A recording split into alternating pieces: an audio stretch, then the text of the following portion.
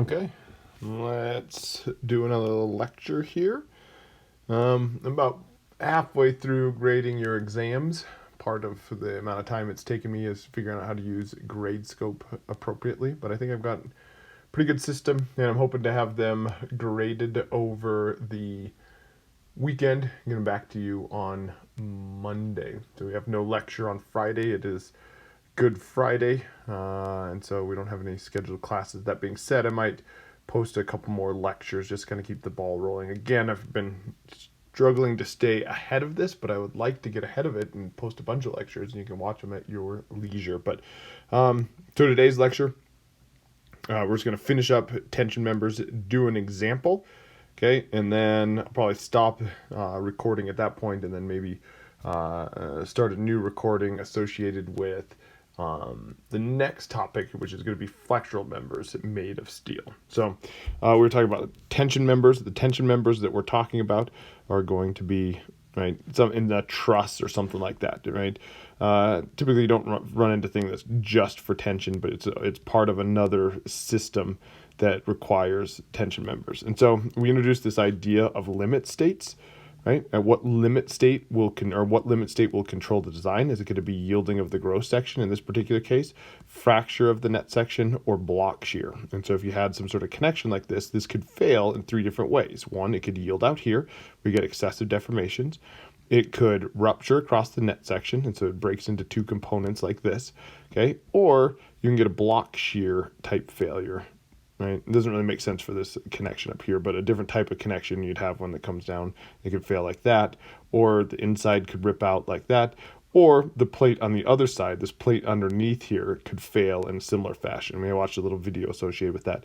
That type of failure is kind of beyond the scope of this class. That is more on the, that is more towards the connection design. If you go on to get a master's and stuff like that, you'll cover more detailed information on connection design. Okay, so how do you calculate the capacities? Well, yielding of the gross section, you just do Fy times Ag. You take the yield stress and you multiply it by the gross area of steel, and so that's yielding out in this region right here. If it yields out in this region right here, you get excessive deformations, right? This thing gets really long. It's going to yield around the connection first, around the holes, that is, right? But that's going to be very localized yielding, and then it's going to go into strain hardening, and it's going to spread the failure, the yielding out here. And if it starts yielding, it'll yield here, and then that will go through that will go through strain hardening, and then it'll yield here, and then it'll yield here, and it'll yield here, and then it'll kind of spread across the length of this thing, and then you get a very it's very ductile failure, but you get these really big deformations, and it makes your object unusable, your element unusable. And so because it's a ductile failure, you get phi t is equal to 0.9. Right. The next failure mechanism that we're going to cover in this class is fracture of the net section. A little more complicated to calculate, but it's phi now is 0.75 because this is a brittle type failure. Fu is the ultimate stress of your steel, so it's up here right before it fails. And it's Fu times AE, and the AE is the effective net area. The effective net area is the net area times U, which has to do accounts for the shear leg factor. Okay, the net area you take, it's the what I have kind of for this simple connection here. It's what's in red right here is what AN is, and so it's going to be the total gross area minus the area of the holes, minus A holes. Okay, and the A holes is this little area right here. You have to subtract out that area, and it's looking this way at it. Right? And so it's what's that area that's taken out of our cross section. Well, that's just going to be the diameter of the hole times the thickness. Okay? What is the diameter of the hole? Well, it's the diameter of the bolt plus the 16th for tolerance plus the 16th for damage. Right? And then, yep, so that's that. And then there's also this idea of the stagger factor. Okay, there's this plus this stagger factor that's right here. That has to do with if you stagger your holes, if they don't line up perfectly, right? These guys line up perfectly, so it's just the AN is just going to be AG minus 2A holes. But then here, it has more steel to rip through across this middle, right? And to account for that extra steel that you have there, that's what the Stager factor is for. How do you calculate this Stager factor? You do so using this equation right here. We'll do that in an example a little bit later. Come on, just a few minutes here, okay? And then the other thing that's at play is we don't know if this thing's going to rip through one hole, or is it going to rip into this hole, or is it going to rip through these two holes, right? And so you have to kind of check which one controls, right? And so that's going to be part of our solution procedure in a little bit.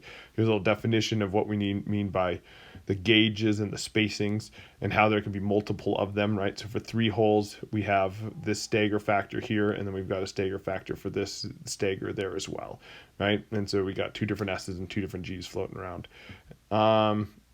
Shear leg factor. If you've only clamped the sides, you don't have a uniform distribution of stress near the end. And rather, but those equations up above assume a uniform distribution. So if you don't have uniform distribution, you get penalized. You have a reduction in capacity with a U less than 1 to go from net area to effective net area.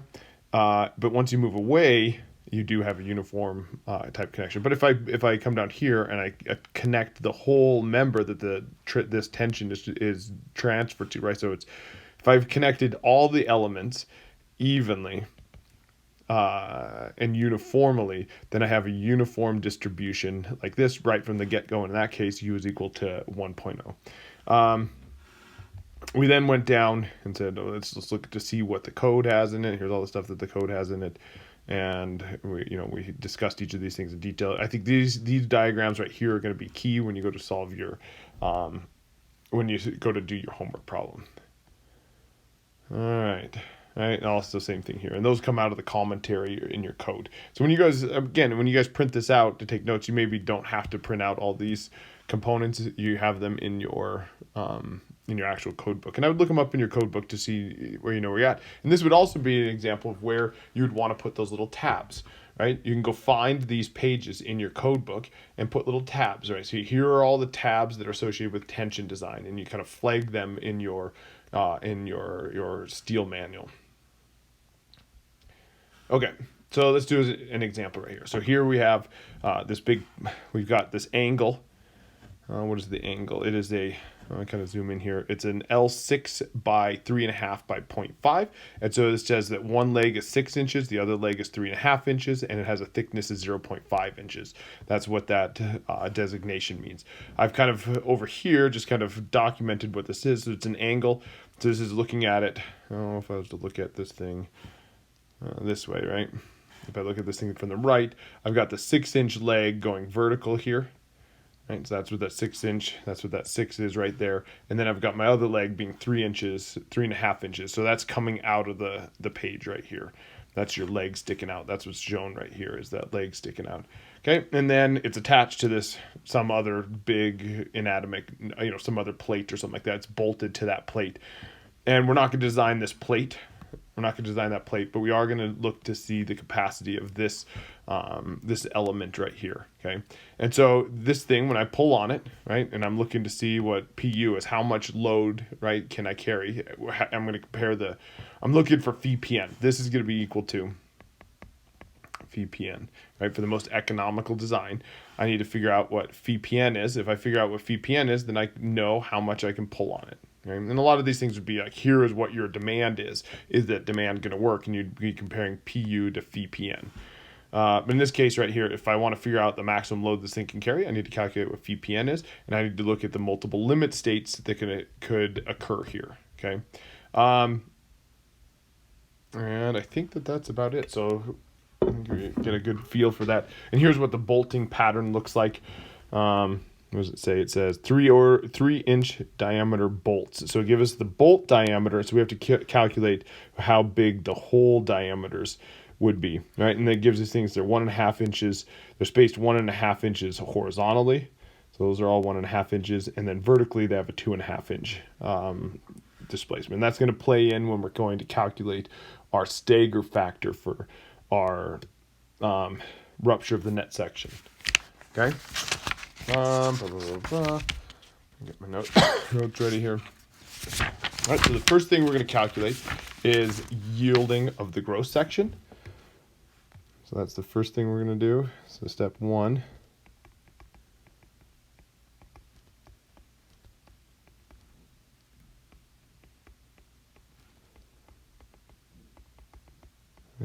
failure mechanism is it yields out here. Okay, it's away from the connections. Again, it's going to yield around the connection first, but that's going to go through strain hardening, and it's going to start spreading the failure elsewhere. And so we're looking to see when it yields out in here, right? And that yielding will spread, and you'll get excessive deformations, and things will fail. Okay, in that case, right, when we're looking at yielding of the gross area, that we're going to take into consideration, this is the gross area right here. What I have drawn right here, that entire area is the gross area. I wrote it down here, right? AG is equal to 4.5 inches squared. Where did I get that? I got that out of the dimension table at the beginning of the book, okay? And you should have your steel manual, and you should practice that, right? Go right now, open up your steel manual, look under the dimension tab, try to find in there. You'll see they start out with wide flanges, and then they'll work their way over to like angles and double angles and channels and stuff like that. Go look at that right now, and you should be able to see for an L6 by 3.5 by 0.5, it reports to you that AG is 4.5 inches squared. Okay, right, and so to calculate this capacity, VPN is equal to Vt times Fy times Ag. Okay? In this particular case, it's a ductile failure, so Phi is 0.9. Fy, Fy. Fy, oh, they told us 36. Right? If not, you could look up in an angle, table 2.4, you could look up an angle and see what type of material an angle is typically made out of. But in this particular case, they told us what Fy is. That's 36 KSI, and we multiply that by 4.5 inches squared. Okay, and what you get here is 146 kips. Okay. So so for this limit state to happen, you would have to pull on this thing at 146 kips. So if I pulled on this thing with 146 kips, it would yield out here.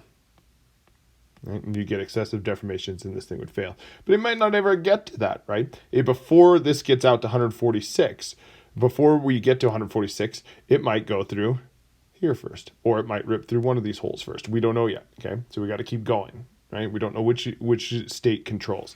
So then state 2 that we're going to, or part 2 of this problem, is we're going to look at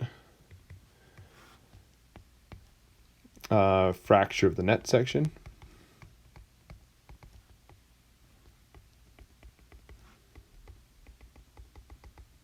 Okay, and that's the next one we're going to look at. The equation for this one is Vt times Fu times AE, okay? And this is equal to VPN is equal to that, right, for this limit state. Vt, in this case, is a brittle failure, is equal to 0.75, okay? We got to keep going with this because we don't know what AE is. AE is yet. AE is equal to AN times U. So I need to figure out what AN is, and I need to figure out what U is in a little bit. AN is equal to the gross area minus A holes plus the thickness times the stagger. Okay, the stagger factor. Now if we look up here, right, you can see kind of a little foreshadowing what's to come. I don't know if it's going to rip through one hole. In that case, there is no stagger factor, and it's just going to be AG minus 1A hole. Or if it's going to rip through 2 holes, okay? And if it rips through 2 holes, then I do pick up a T times the stagger there, okay? So let's look at the different failure mechanisms. Right? Which failure mechanism is going to control within this limit state? Right? So we could say 1 or 2 holes. Right? And what we do is we check both.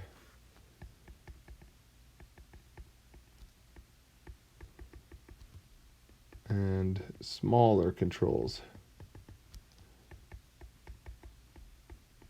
Okay, that's how we go about doing this. You check both the ANs, and whichever one is the smaller AN controls. So things we need to do before we dive in a little bit. Let's look at what an A-hole is. What is one A-hole? Okay, one A-hole is going to be the diameter of the hole times the thickness, right? It's not the cross section. It's not looking down at the hole, that area. It's if you look at a cross section of the hole is what we're talking about. Okay, the diameter of the hole, right? They give us, it's going to be a 3/4 inch, right? A bolt. Plus you have a 1/16 of an inch for tolerance and a 1/16 of an inch for damage. So really you add on to it 1/8. This is equal to 7/8. Right? So then 1A hole is equal to our thickness. Well, let's do this. It'll be 7/8 times 1/2. And so this ends up being 7/16 inches squared. So that's the diameter, or sorry, that's the area of one hole. Is 7/16 of an inch. Okay, so that's the area of the hole. That's just the area of one hole. Okay, so now let's come down and look to see how this thing would fail due to one hole, or see what the capacity or what the net area is for one hole. And that's just going to be AN is equal to AG minus A hole, which is going to be equal to 4.5 minus 7/16.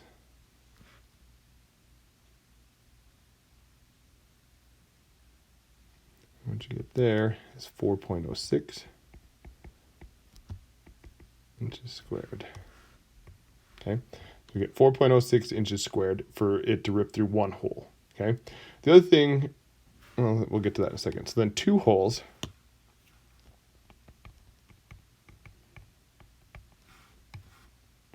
Well, let's talk about this first. So if we're gonna say it's gonna rip through one hole, and then we're gonna say it's gonna rip through two holes, right? Which one holes and two holes would it be ripping through, right? If I have my load's going like this, and I'm pulling on this big member, and I'm pulling it that direction, right? And then it's bolted, at these locations.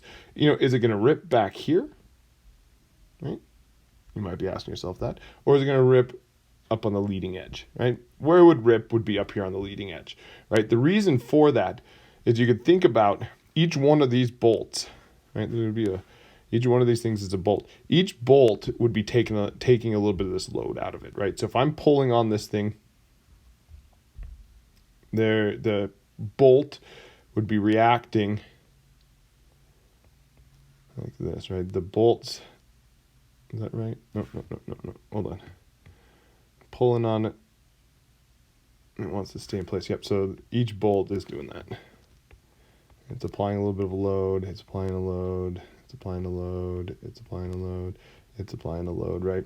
Each one of those bolts are doing that. And all of those added up, right? The sum of all those bolts would end up being equal to whatever you're pulling on it, right? The sum of all of these would be equal to this, right? And so if you think about it, by the time it makes it back to here, most of this load is going to be removed, right? This is carrying some of it. So by the time it gets back here, it's only going to be carrying 1/5 of the load. And so it would be impossible for it to rip through this last hole over here, because most of the load has been removed from this plate, because the bolts have transferred it to this underlying plate down below, okay? And so it won't do that. And so when we look at ripping through two holes as well, it's not going to rip through these two holes, because by the time the load makes it to there, these three bolts have taken out a big portion of what that axial load that you've applied to it, okay? And so spend a little time thinking about that, and just know, and then your intuition might say, yep, it's going to rip through these leading bolts first, right? Because here, right, all of the load is still there, right? All of that load is still there. These guys haven't taken some of that load out of there yet. Okay, and it also turns out, right? It also turns out that all of these things end up being equal to each other. These loads applied, because what happens is it yields behind each one of these bolts, and you'll learn about that in steel design. But basically, we can assume that all of those are the same because of yielding that occurs on each one of these things. If you don't make that assumption, we don't really know. I mean, theoretically, the first bolt could be taking this entire load, but not if it's yielded, not at ultimate loads. Okay. Anyways, so that's back to there. So that's when we talk about the one hole, it's going to be, right? Is it going? Oh, I can leave those on there. Let me leave those on there. Right? Is it going through this? Well, that's a terrible color. We're going to go with like this. Oops. Right? Or is it going to go, I don't want that purple. Or is it going to go like that? Right? Is it going to rip through those two locations? And when they do that, by the way, is it not only it rips through that, but then it also has to rip through this leg right here. So it comes down like this, it comes over, and then it has to rip all the way through the leg. And so it would rip right through this thing too. This thing would have to split into two components as well, right? And this is where the way that the code accounts for this, they do AG, they do the width minus the net width times the thickness. If you look back at our notes, I mentioned that it doesn't work very well when you have like different shape. If you have a plate, it works beautifully. But if you don't have a plate and have something with a leg sticking out, the AG minus A whole makes way more sense. Okay. Anyways. So we're back to this. Now we just discussed this, right? What we're in the process of doing down here is, with the processes we're doing down here, is we're looking at the net area. Oh, hold on. We're looking at the net area for one hole, and then we're going to look at the net area for two holes. So the net area for one hole is just going to be the gross area minus 1A hole. There is no stagger factor because there is it's only one hole, so we don't have to worry about that. Okay, so now we'll keep going with this, and we'll look at the two holes. Well, the two holes, AN is going to be equal to AG minus 2A hole, right? Because there's two holes now that would rip through, plus the stagger, right, times the thickness.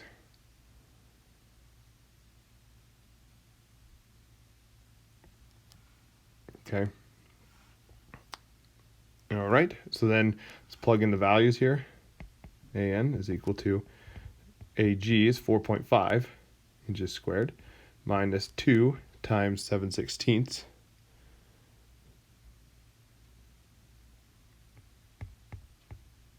Okay. Plus the stagger factor is 1.5. It's S squared over 4G is what it is. So it's 1.5 squared over 4. And then the G in this case is 2.5. Right? And then that whole thing multiplied by the thickness, which is 1/2. Right? And then this ends up being equal to 3.74. And so what I'm comparing here, and let me just, actually let's do this. This is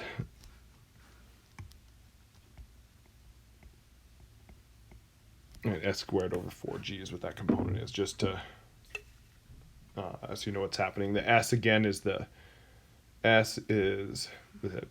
parallel spacing, parallel to the load, so that's that spacing. And gauge is the perpendicular spacing, which is 2.5.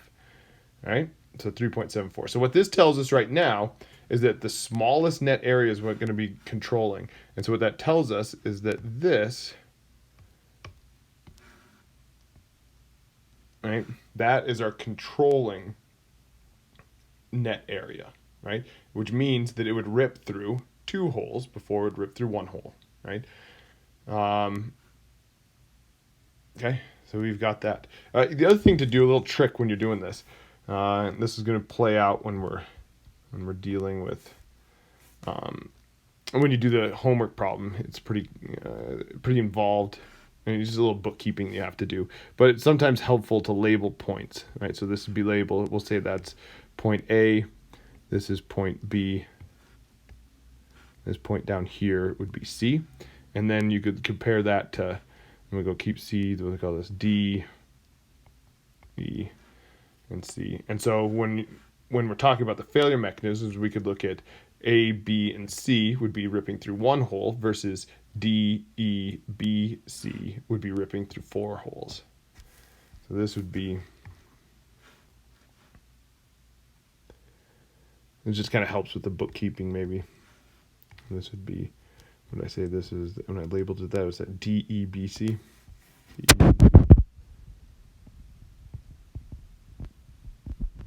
Right, and then this one would be A, B, C.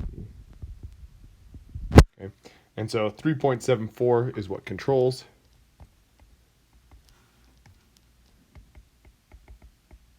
Okay, and so what would happen, we got to keep going with this, but if it were to rip, if it was going to be a rupture, it would go boom, boom, boom, right? That would be the failure.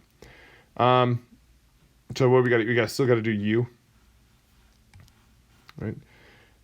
In this particular case, we look up U, right? A shear leg factor.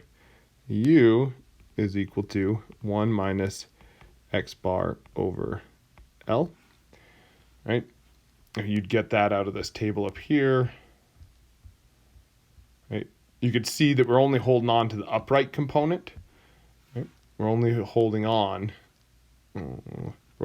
to this, right? We're actually bolting, we're bolted through this. Once we haven't connected this bottom leg, right? And so because I haven't done that, it's not uniform. And so therefore there's going to be a little shear leg, right? It's going to start out in here, and then the loads are going to work its way out to this leg sticking out, but it takes a little while. And so you get a little penalization for doing that, but only connected part of it. Okay. And, what is that U? We come back up to this table, and basically if you read through this, this is what controls, right? U is equal to 1 minus X bar over L. And if you look, in fact, this is the case. It's kind of hard to see, but this is the exact case that we have. It is an angle attached to a plate, and we've only connected a component of it, right? And so this case, it's only connecting the leg. You can see the connected element, this bottom part, and then this is the angle that's on top. It's obviously very hard to see, but that's what it is. And so we're only connecting this side, and so there's going to be there needs to be a shear leg factor, and how you calculate it is X bar over L, and then it shows you a little graphic of what X bar is. If you can't tell from that figure, right, you go over to the commentary, and then they've got a little more discussion about it, right? There it is. There's the same system we have here. And so you want the centroid from the leg that's being attached out that direction, okay? And you can look that dimension up. In this particular case, you can look that dimension up out of the dimension table. Later in your homework, you're going to have a case like this, and then you're going to have to do this kind of a different way of calculating what that X bar is. And it's easiest just to do ZY over A. But read through that section when you get there, and make sure you understand why we're doing it that way. But there you go. That's the stuff. And so in the dimension table, you can look up what X bar is. That dimension table where you looked up AG, you would say X bar ends up being equal to 0.833. Right, that comes out of the dim table. Right, L is we just saw it in that graphic up above there, but it is the distance, parallel distance. It's how at what length is it that you do transfer the load? So it would be that length right there. Okay, and so it's the center to center dimension in parallel to the load like that. And if it was a weld, it'd be the length of your weld parallel to the load. In this case, it's the spacing between the first and last bolt. And so it'd be 1.5 times 1, 2, 3, 4, 1.5 times 4. So it'd be 6 inches. So L ends up being equal to 6 inches in this case.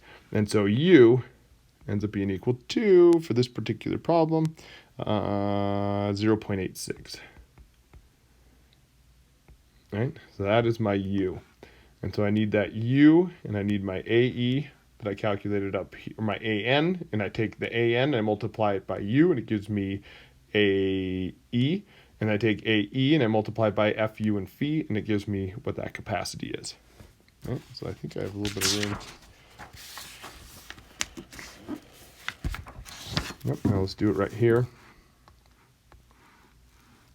I'm going to say phi Pn is equal to phi times Fu times AE. Right? And so in this particular case, that 0.75 is my phi. Fu, they gave it to us, is 58. Right? U is 0.86. AN is 3.74. Right? And this ends up being, when you calc it out, I'll give myself a little more room here. This ends up being equal to 140 kips. Okay? And so that would say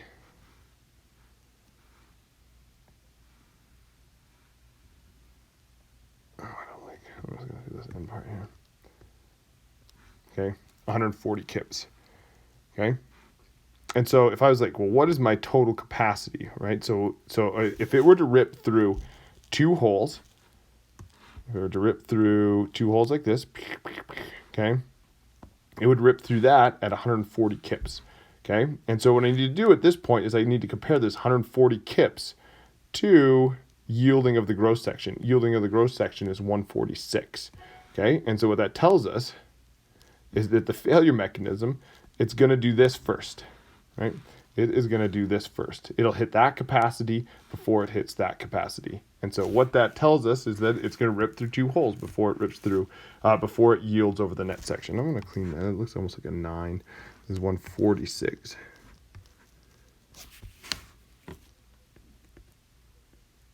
That's much better there, but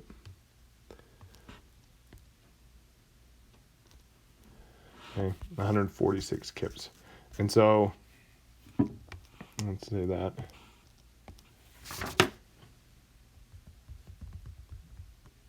net section controls rips through two holes.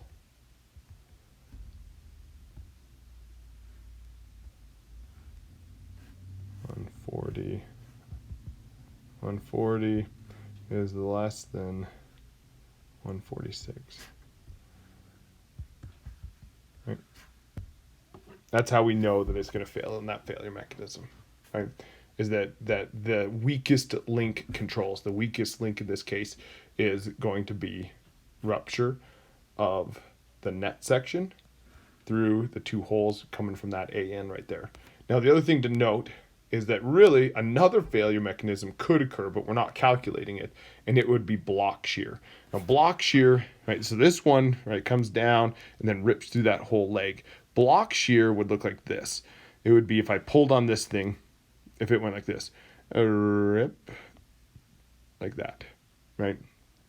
And that one's a lot more complicated to do. So that if that amount right there of the angle stayed put, and you kind of ripped out the rest of this, right? I guess your member would look like this, right? That's what would be left when you pulled it to the right.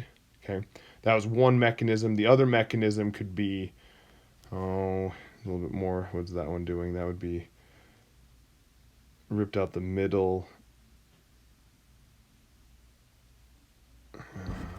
Anyways, okay, and so we're not going to calculate that capacity, right? The other thing, this plate down here could fail in certain ways too. Oh, the other way would be,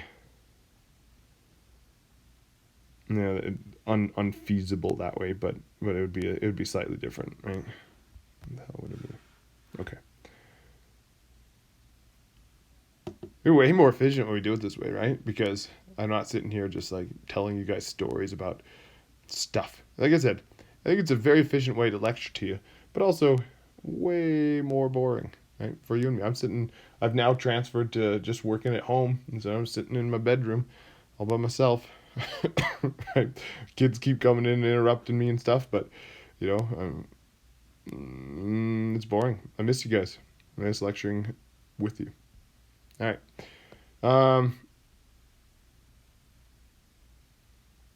Yeah, just I've gone ahead and distracted myself again. What was I going to say next?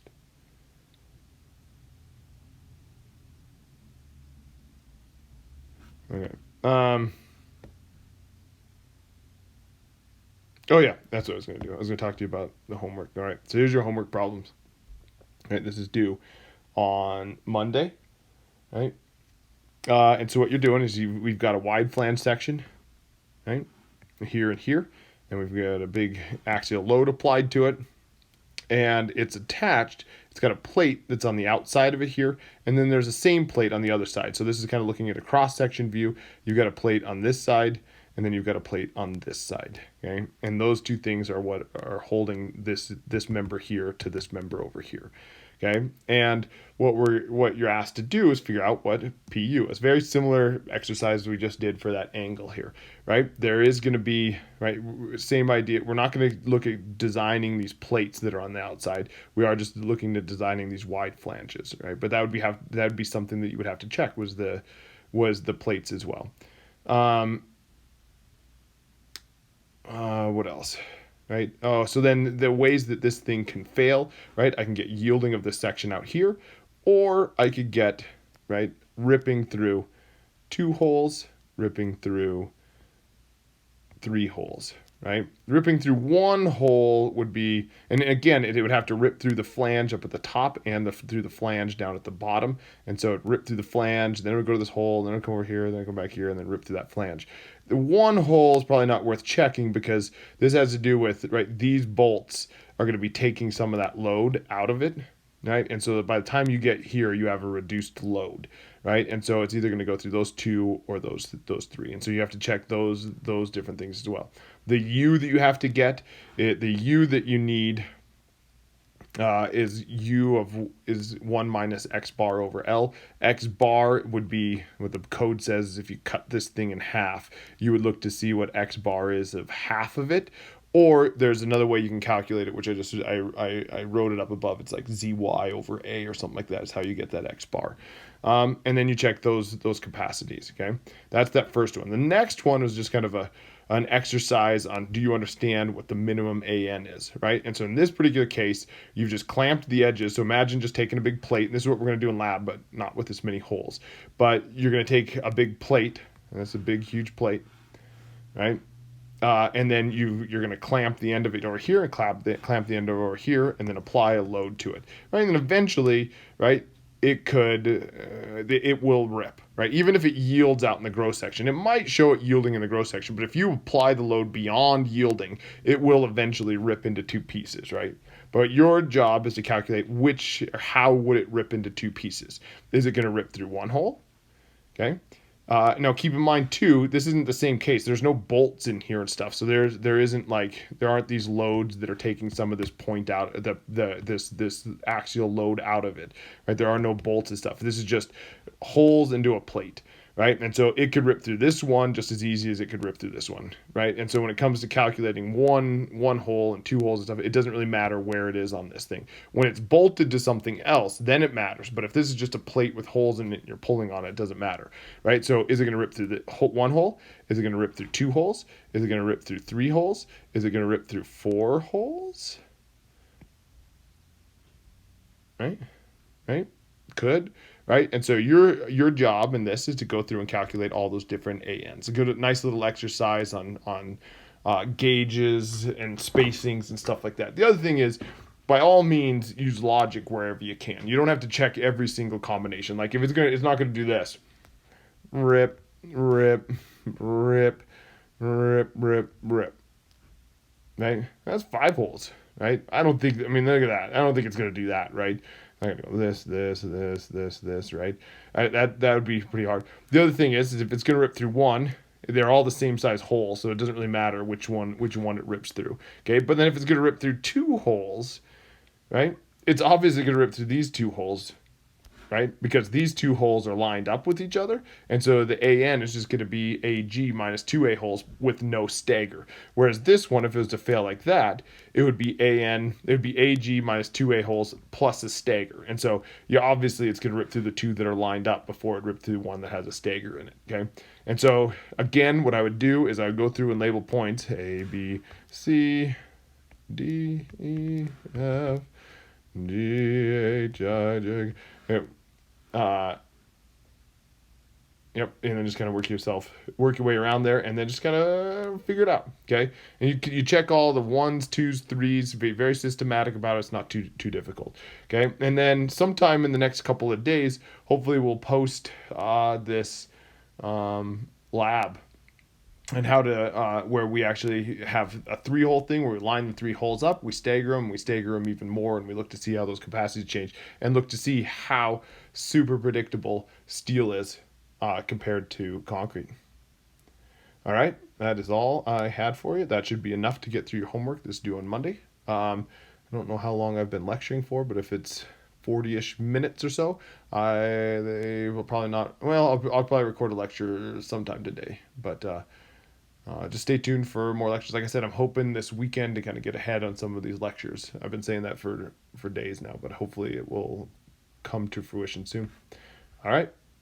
And again, hopefully I'll get those homework or those exams graded and give you guys some feedback in that regard. All right. Hope everybody's hanging in there, and we will talk to you next time. Bye.